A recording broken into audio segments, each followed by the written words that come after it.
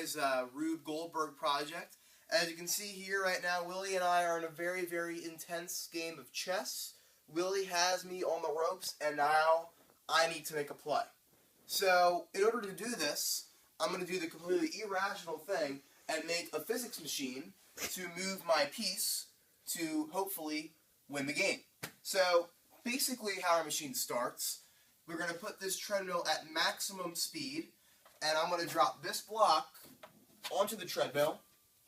The block is going to hit this car here, going to go all the way up the roller coaster, and then it's eventually going to come down here and hit these domino, which is going to hit this orange cylinder, back to dominoes, back to orange cylinder, back to dominoes, onto this train. It's going to hit this marble, which is then going to hit some more dominoes, very original, which is going to hit this orange cylinder, but this orange cylinder is bigger than these last two orange cylinders, so it's different. And then it's going to hit these dominoes, which is going to hit this train, once again a different train, which is going to hit this marble, different marble.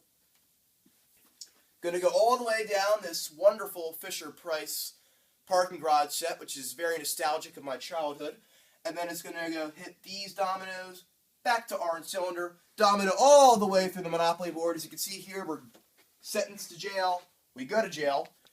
Very clever. And then it's going to hit another train, back to marble, domino, and then I'm going to move my piece.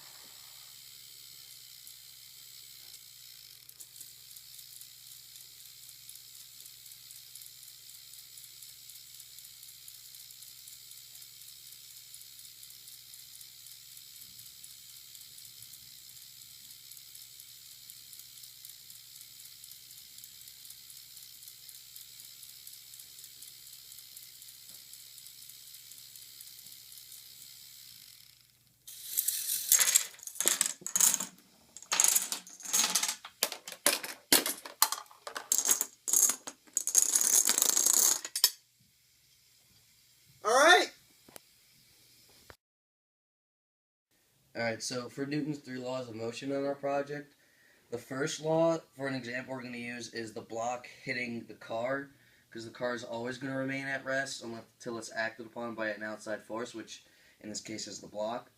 The second law is the block getting accelerated by the treadmill, because the force that it's going to get is always going to be its mass times the acceleration it gets from the treadmill. And the third law for every action is, in the video you might have seen, you might not have seen just because we moved on too quickly, is the block, when it hit this car, had an equal jump back. It went backwards. So, and all of these laws are just elsewhere in the project, but we're just using this one because it's the most obvious example. Conservation of energy. Energy can neither be created nor destroyed.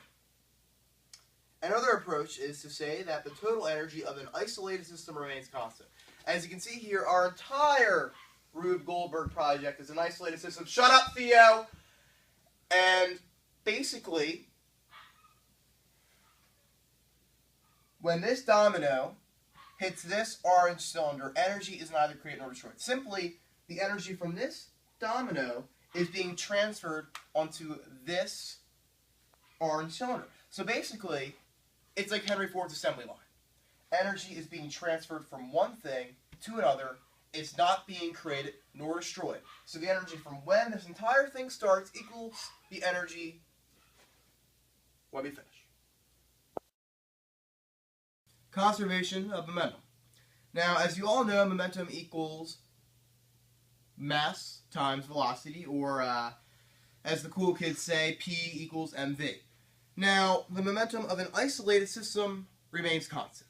This is seen very, very clearly in our Rube Goldberg machine, especially with the collision between this train and this marble. Now, the momentum before these two objects collide is the momentum of the train plus the momentum of the marble. Now, since the marble is at rest, the marble's momentum equals 0 because it has 0 velocity. But the momentum of the train equals its mass times its velocity. So the total momentum of this entire system is the momentum of the train. Yeah.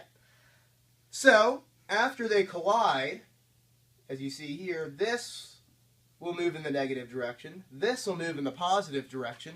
So they'll both have momentum. But here's where the cool part comes in. The momentum of this will be negative since its velocity is moving in the negative direction.